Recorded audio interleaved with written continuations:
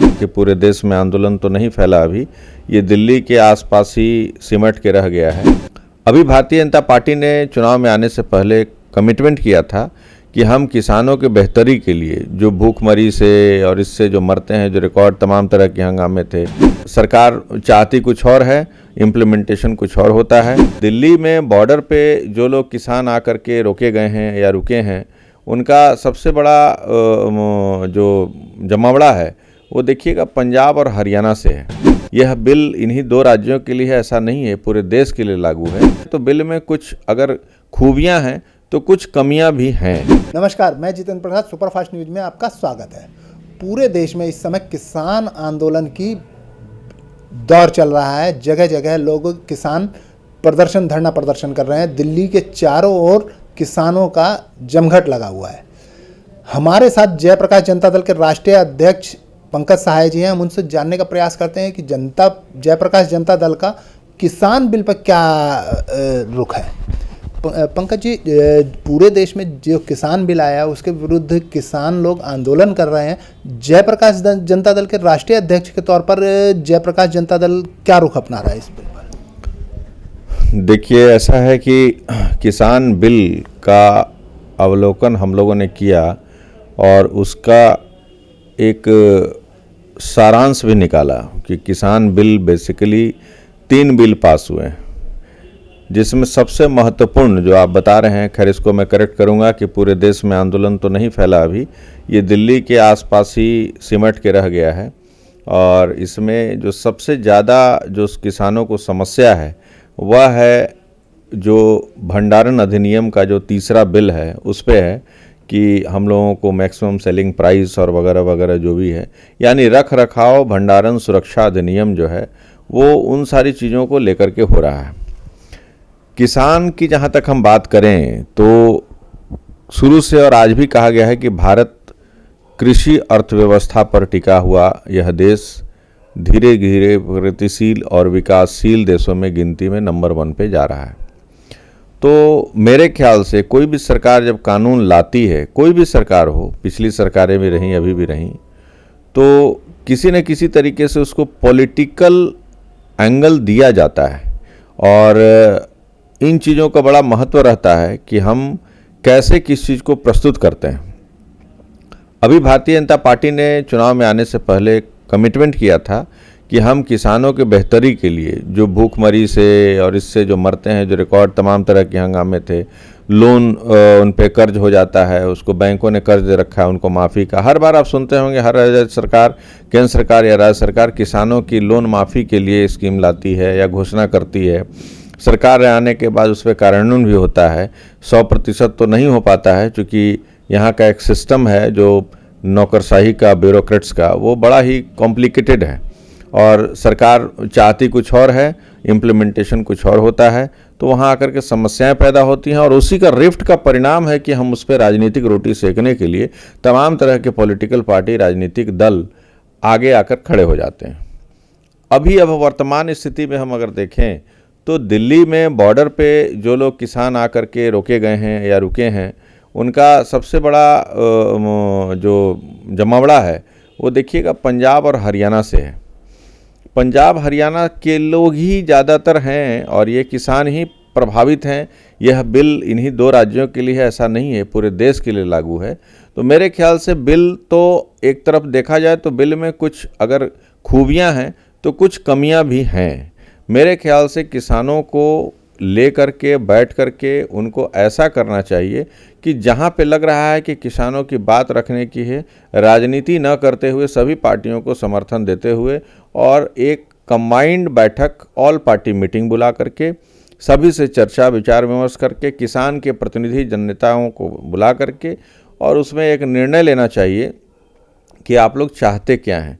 देखिए, bill pay अगर हम बात करें तो अभी काफ़ी लंबा हो जाएगा और बिल में क्या कमियां हैं वो एक अलग इशू है, वो सब में काफ़ी लंबा हो जाएगा। तो मेरे ख्याल से किसानों को भी समझना पड़ेगा और आंदोलन से अगर आम जनता प्रभावित होती है, चूँकि यह मेट्रो सिटी है, यह महानगर है, यहाँ की अर्थव्यवस्था भी बहुत सारी चीज़ कम्युनिकेशन पे, ट्रांसपोर्टेशन पे टिकी रहती है। और अगर आए दिन इस तरह से आंदोलन में जिसका कोई निष्कर्ष न निकल रहा हो तो सरकार और साथ साथ जो लोग धरने पे बैठे हैं वो भी दोषी हैं कि इसका निराकरण जल्दी हो। इसलिए हम चाहते हैं कि किसानों के हित में जो चीज़ें हैं वो तो हैं ही, उनको समझाया जाए। और दूसरी पार्टियां जो बहका रही हैं या दूसरी पार्टियां जो कुछ कर रही हैं अपनी रोटी सेकने के लिए, तो देखिए कानून को पढ़ना एक आम किसान की बस की बात नहीं है। उनको जो कानून को जिस तरीके से जो समझा देगा वैसा वो चल देंगे।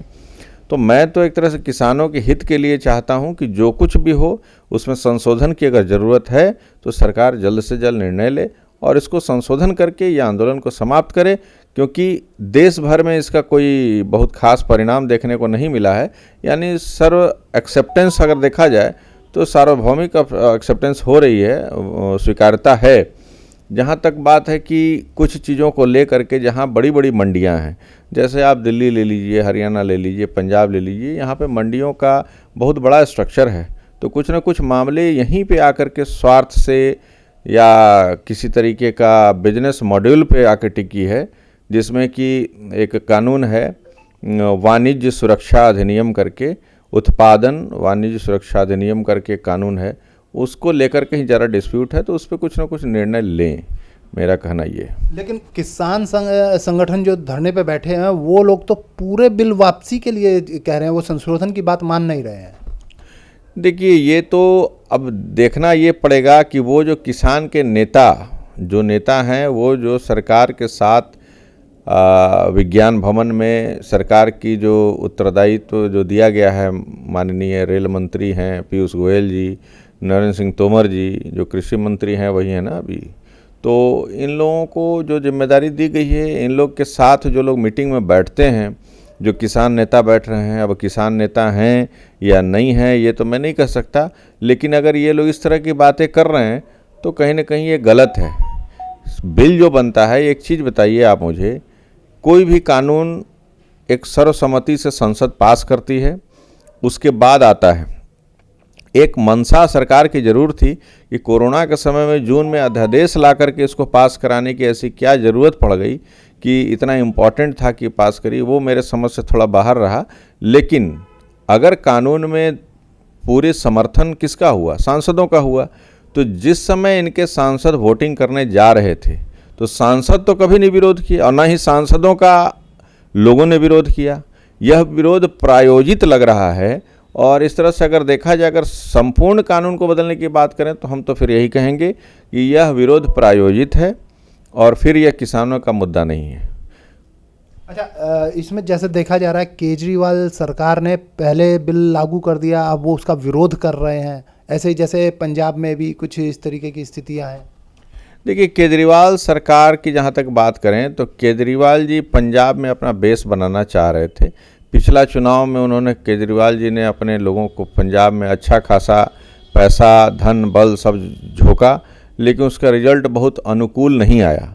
तो उनको लगा कि अभी यह मौका है दोबारा से, जहाँ पे जिस धरती पे उन्होंने राजनीति की बीज बोई है किसानों की ज़मीन पर, वह उनको लगा कि अब तो ये पंजाब के लोग आए हैं जो किसान जो बॉर्डर पे इस तरह से प्रदर्शन कर रहे हैं, तो इनको उनके साथ होने के अलावा कोई नज़र नहीं आ रहा था। ये पूरी तरह से राजनीतिक स्टंट है, वो बिल फाड़ना और ये करना वो करना, तो उसमें बहुत ज़्यादा अंदर जाने की ज़रूरत नहीं है। पूरी तरह से राजनीतिक स्टंट है और उसका वो फ़ायदा उठाना चाह रहे हैं और कुछ नहीं। अच्छा, प्रधानमंत्री नरेंद्र मोदी ने जब शाहीन बाग का धरना चल रहा था तब उन्होंने एक बात कही थी कि यह संयोग नहीं प्रयोग है। तो ये क्या किसान आंदोलन भी ये प्रयोग की श्रेणी में ही नज़र आता है क्या? नहीं, देखिए वो सीए और एनपीआर वगैरह वगैरह उस समय भी जो है जिस तरीके का कानून की बात हो रही थी तो उसमें भी बड़ी वहापोह की स्थिति थी, उसका और इसका कोई लेना देना नहीं है। वो इस आंदोलन में भी तो ज़्यादातर वही चेहरे देखने पे मिल रहे हैं, जैसे शर्जील इमाम के समर्थन में पोस्टर वगैरह। देखिए देश दो व्यवस्थाओं पे शुरू से चली। पहले हमारे यहाँ साम्यवाद था, अब हम पूंजीवाद की तरफ हैं। देखिएगा शुरुआत जब देश आज़ाद हुई थी तो हम साम्यवाद की ओर झुके हुए थे और उस समय साम्यवादी व्यवस्था के तहत रशिया या जो भी कंट्री हमारे बहुत अच्छे मित्र हुआ करते थे, तो साम्यवादियों की विचारधारा ही उल्टी है। साम्यवादी विचारधारा से जो प्रभावित होते हैं, और उसके लिए उन्होंने एक यूनिवर्सिटी था जवाहरलाल नेहरू यूनिवर्सिटी, वो बेसिकली साम्यवादी विचारधारा को ही पढ़ाता है और तो कुछ करता नहीं था।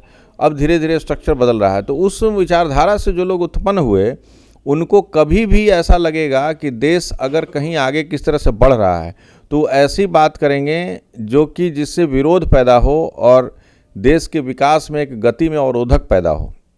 तो कुछ चेहरे जो हैं वो तो मौका देखते हैं।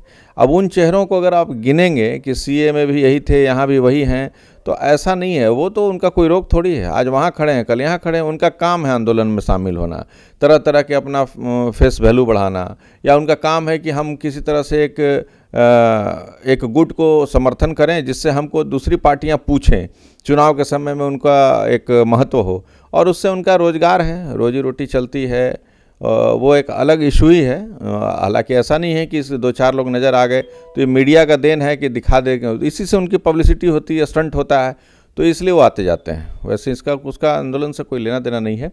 यहाँ वाकई में किसानों के हित के लिए कुछ होना चाहिए। अल्टीमेटली कुछ भी हो रहा हो, मैं तो यही कहूँगा कि जयप्रकाश जनता दल ये चाहती है कि अगर कोई संशोधन की ज़रूरत है, पूरा कानून बहुत अच्छा है ऐसा नहीं है, लेकिन संशोधन की ज़रूरत है तो किसानों के लिए संशोधन करने की ज़रूरत है, और उसको संशोधन सरकार को करना चाहिए और क्लियर स्टैंड लेनी चाहिए कि हाँ जी हम ये मानने को तैयार हैं और यहाँ पे कुछ खामियां हैं। मैंने कहा कि अभी नेक्स्ट टाइम जब कभी मौका मिले, कहीं डिबेट हो, तो मैं बताऊंगा कि जहाँ पे जिस पे विरोध हो रही है वो क्यों विरोध हो रहा है, उसके लिए एक बहुत बड़ा स्ट्रक्चर है, उस पर बात करने के लिए समय चाहिए होगा। तो वो कुछ संशोधन की ज़रूरत है। मैं किसानों के हित के लिए ही बात कर रहा हूँ कि कुछ संशोधन की ज़रूरत है, पूरे कानून को बदलने के लिए वापस लेने की ज़रूरत नहीं है, और सरकार इस पर विचार कर भी रही है, ऐसा नहीं। आपका समय देने के लिए धन्यवाद।